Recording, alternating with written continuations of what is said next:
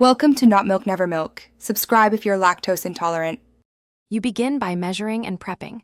Chop 300 g chocolate into even pieces so it melts uniformly. Heat 200 ml heavy cream until it steams but does not boil. This preserves smoothness. Once done, pour the hot cream over the chocolate and wait 30-60 seconds so the heat softens the pieces. Then, start stirring slowly from the center outward to form an emulsion. Make sure to add 50 g butter in small pieces now to enrich texture and gloss as you combine.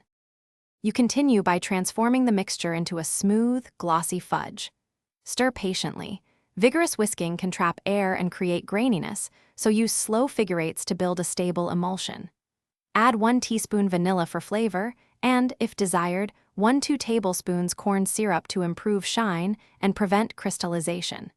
If you want mix-ins like chopped nuts or sea salt, fold them in once the mass reaches about 40-45 degrees on an instant. You finish by pouring the fudge into a lined pan and smoothing the surface so it sets evenly. This prevents air pockets and uneven cuts. Let it cool at room temperature for an hour, then chill briefly to fully firm up. Use a hot knife wiped between cuts for neat squares. If something goes wrong and the texture is grainy, gently warm the mixture with 1 to 2 tablespoons of cream and whisk to re-emulsify. Strain to remove any residual grit, and then reset in the pan.